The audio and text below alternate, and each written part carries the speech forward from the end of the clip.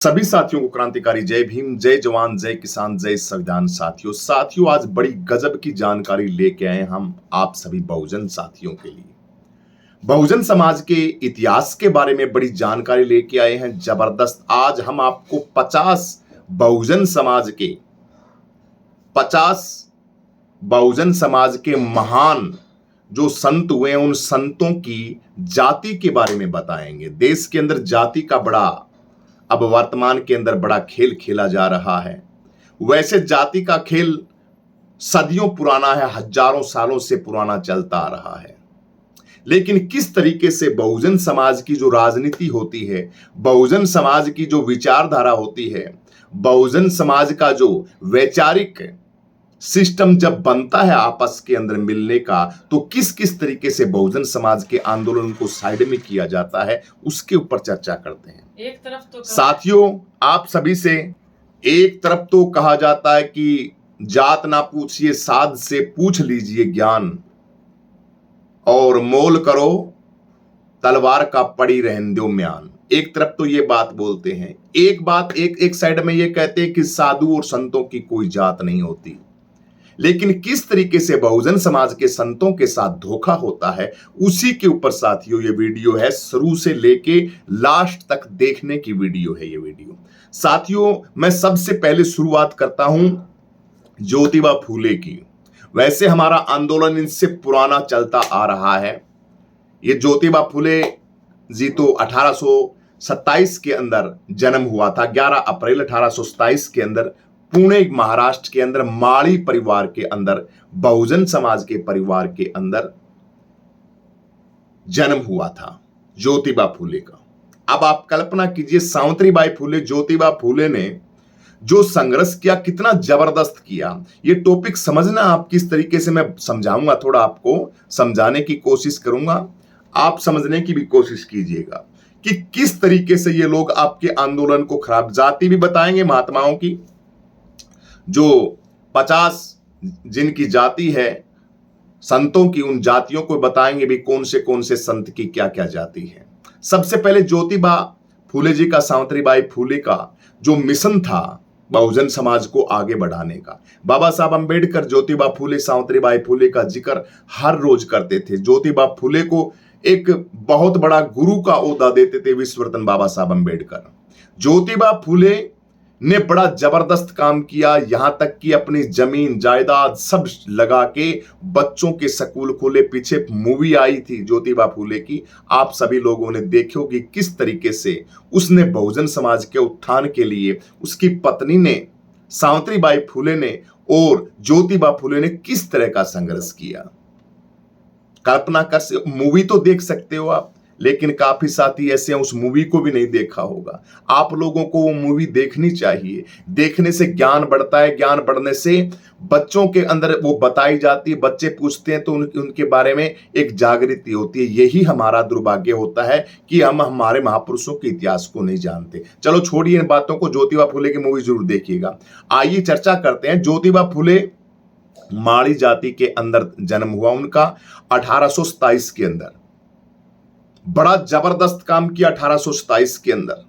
अंधविश्वास, पाखंडवाद और तमाम जैसे जैसे मनुवाद के जो पाखंड के अड्डे चल रहे थे, बकवासबाजी चल रही थी, बड़ा जबरदस्त तरीके से शिक्षा का प्रचार किया। देश के अंदर एक इतनी जबरदस्त क्रांति फैलाई कि देश ही नहीं, पूरे भारत ही नहीं, विदेशों के अंदर भी चर्चा होने लगी ज्योतिबा फूले की।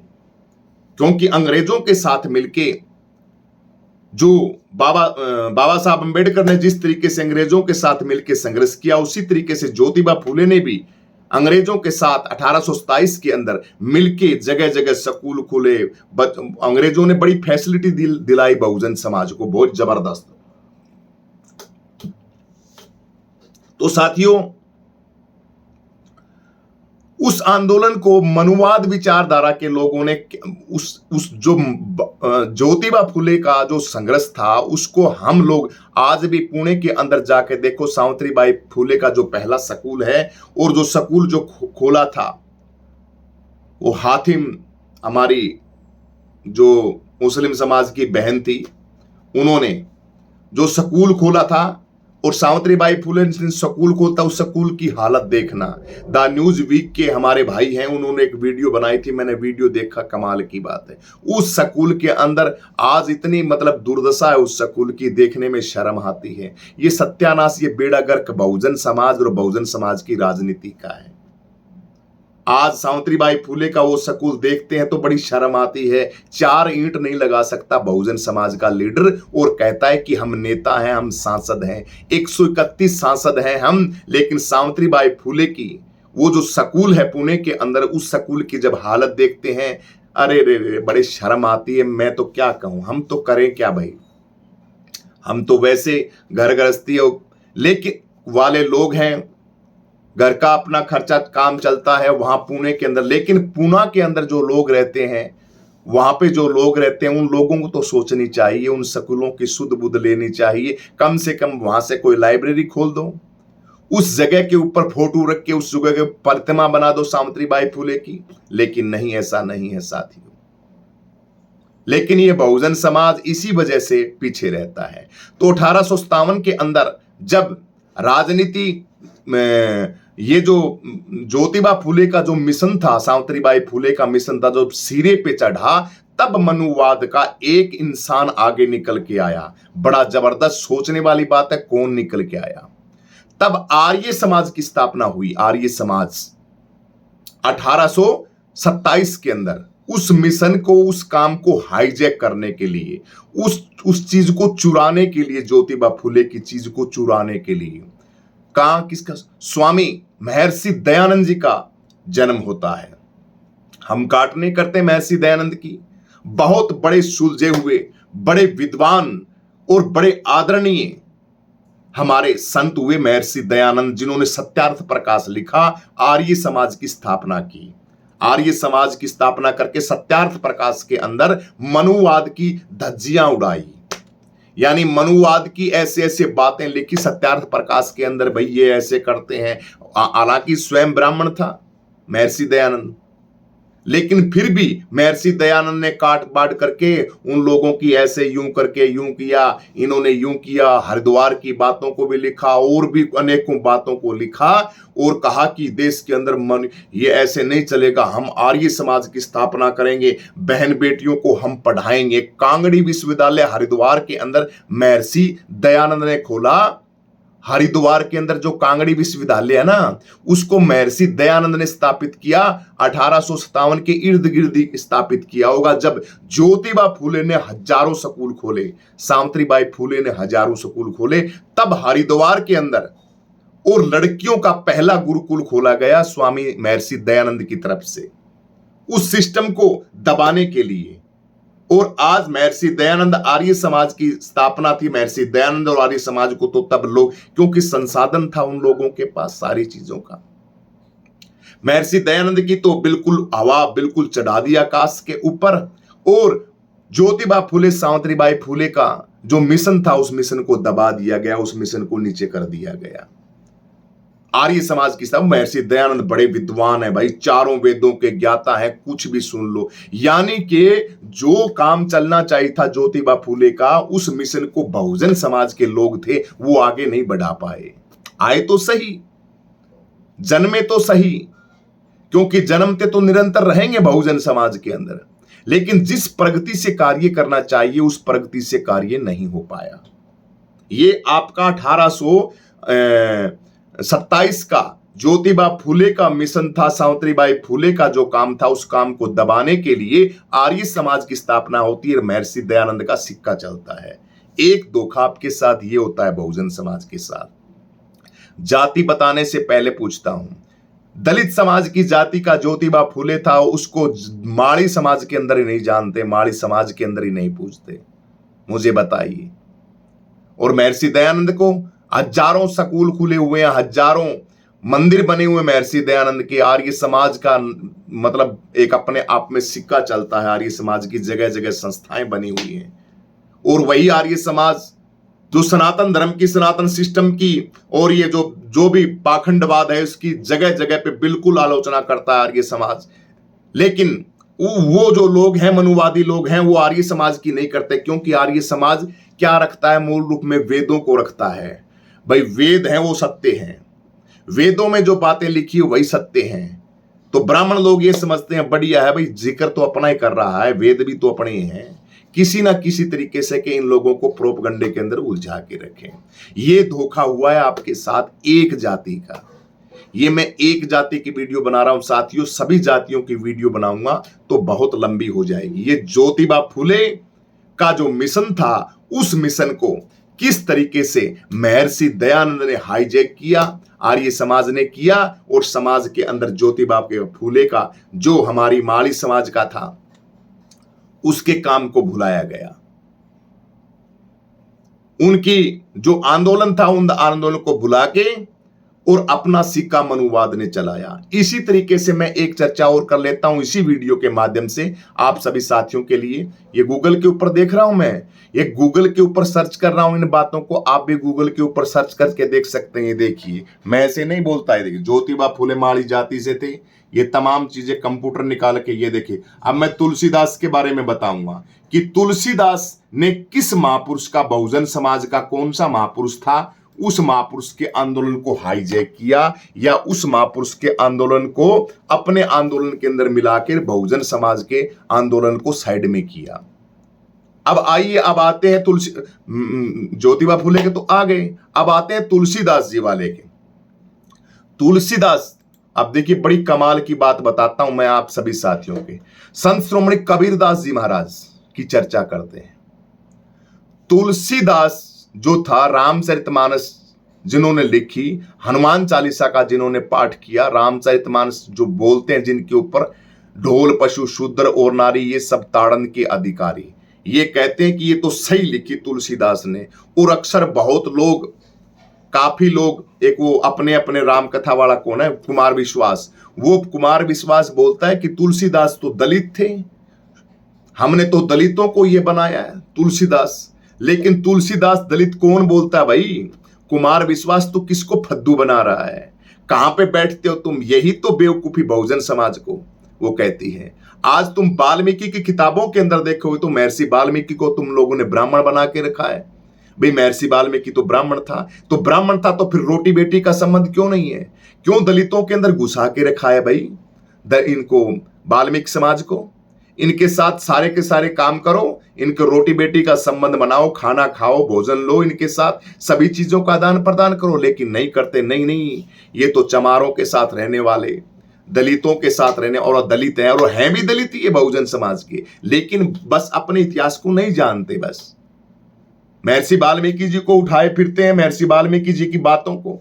अच्छी बात है, करना चाहिए, लेकिन कम से कम महर्षि वाल्मीकि जी महाराज हैं, उनकी जाति का जो तमगा लगा हुआ है कि ये ब्राह्मण जाति के थे, तो उसके ऊपर तो भाई विचार कीजिए आप थोड़ा।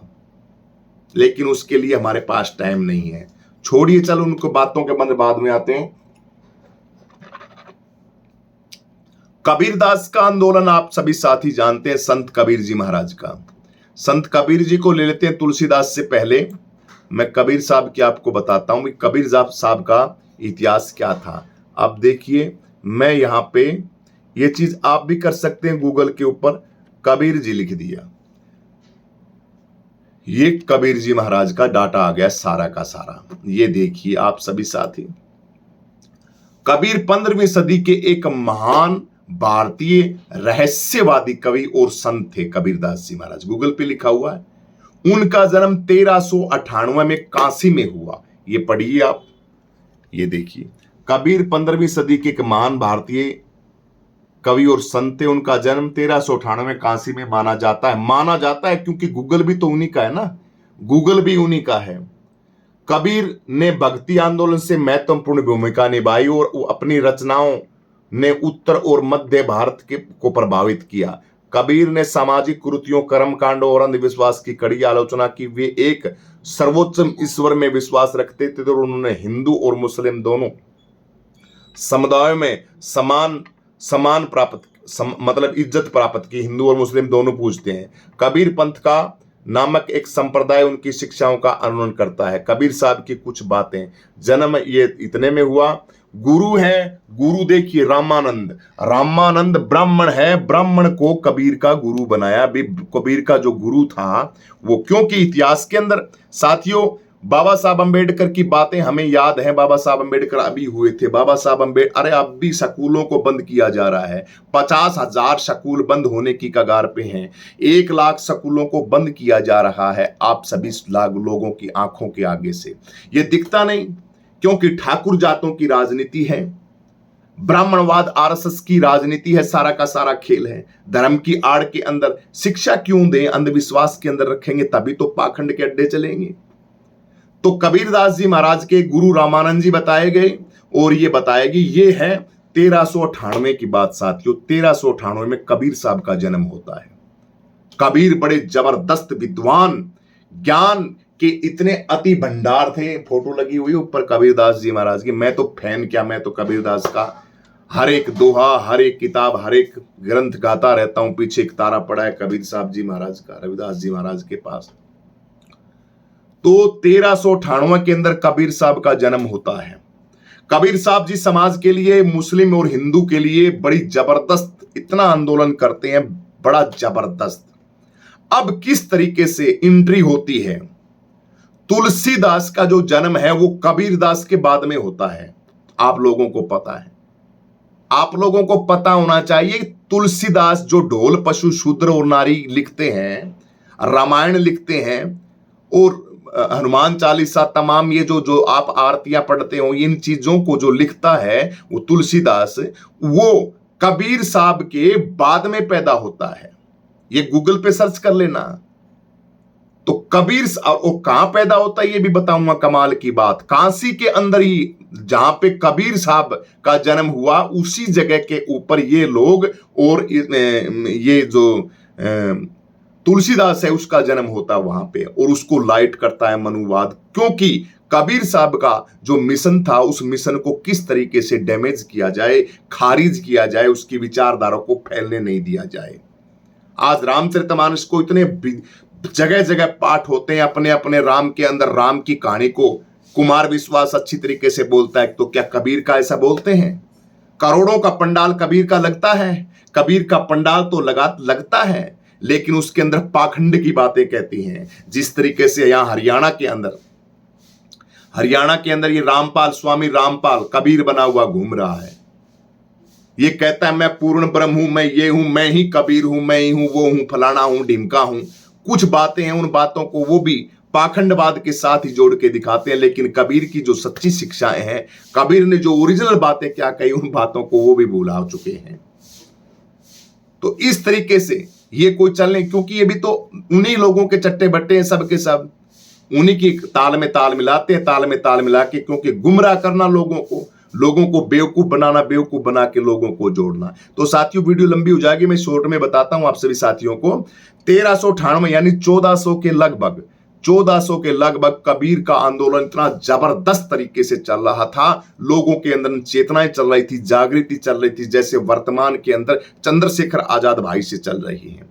हर युवा के अंदर जोश है, हर युवा के अंदर क्रांति है कि चंद्रशेखर आजाद कुछ ना कुछ कमाल करेगा राजनीति के अंदर, और करेगा साथियों, ये पक्का है। ये बातें हमें दिल के अंदर बैठाने लेनी चाहिए। बहुजन समाज के बाबा साहब अम्बेडकर का मुख्य पॉइंट था राजनीति। जब तक तुम्हारे चाबी हाथ में नहीं आएगी राजनीति की, जब तक तुम सांसद और मुख्यमंत्री नहीं बनोगे, तब तक तुम्हारा कुछ भी नहीं होने वाला। ये बात बाबा साहब ने कही थी। तो कर तो रहे हैं कारवां, उस कारवां को सिरे भी चढ़ाएंगे। इसी तरीके से जब 1400 ईस्वी के अंदर कबीर का आंदोलन बड़ा जबरदस्त चल रहा था, उसी समय एंट्री होती है 1400 के बाद में। ये देखिए, मैं दिखाता हूं कमाल की बात। ये देखिए आप सभी साथियों के, ये देखिए 1400 के अंदर कबीर जी महाराज का जन्म होता है। 1500 के बाद कबीर जी लगभग 120 साल उम्र बताई जाती है कबीरदास जी महाराज की। अब देखिए 1400 में जन्म होता है, 1532 में, 1532 के अंदर यानी कबीर साहब का जब गुजर जाते हैं कबीर साहब, तब तुलसीदास महाराज का जन्म होता है। 1532 में हुआ था। ये देखिए साथियों, 1532 के अंदर तुलसीदास का जन्म होता है। यानी हमारे महापुरुषों के गुजरना के बाद ये नया फार्मूला लेके आते हैं, देश के अंदर नई चीज लेके आते हैं। ये देखिए तुलसीदास भारद्वाज गोत्र के सरयू पारणी ब्राह्मण थे ये कोई कहता ना दलित थे, दलित वलित कुछ नहीं थे, ब्राह्मण थे ये। उनके पिता का नाम आत्माराम दुबे और माता का नाम हुलसी था।